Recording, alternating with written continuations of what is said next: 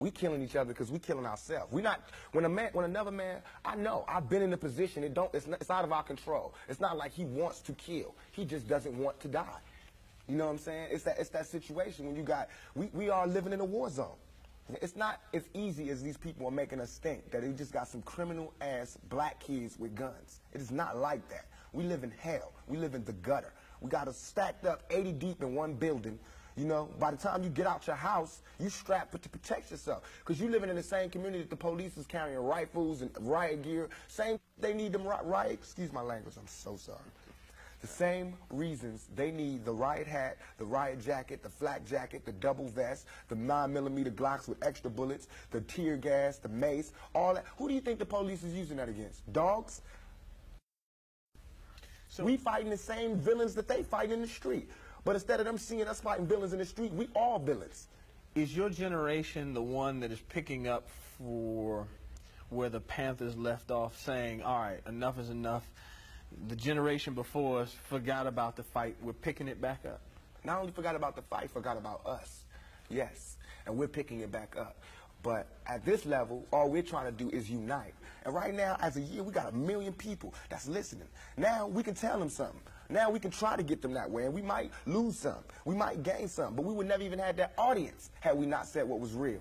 You know what I'm saying? And the main thing for us to remember is that the same crime element that white people are scared of, black people are scared of. The same crime element that white people fear, we fear.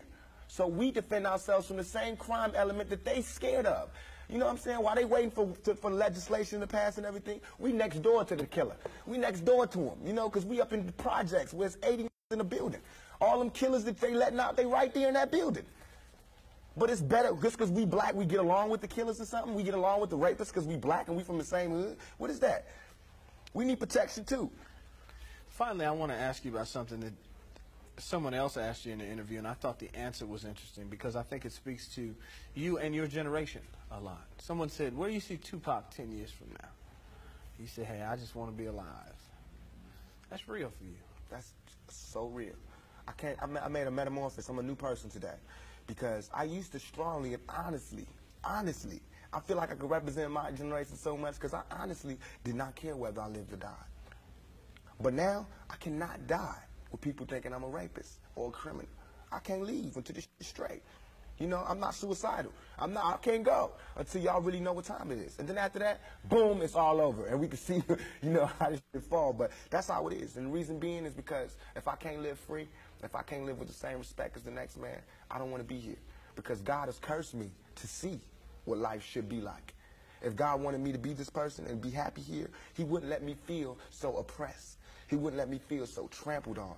You know what I'm saying? He wouldn't let me think the things I think. So I feel like I'm doing God's work. You know what I'm saying? Just because I don't have nothing to pass around for people to put money in the bucket don't mean I ain't doing God's work. I feel like I'm doing God's work. You know what I'm saying? Because these ghetto kids ain't God's children. And I don't see no missionaries coming through there. You know what I'm saying? So I'm doing God's work. While Reverend Jackson do his up in the middle class and he go to the White House and have dinner and pray over the president, I'm up in the hood, you know what I'm saying, doing my work with my folks. And just because I don't live there don't mean I don't go there. I got to go there because I can't hang nowhere else.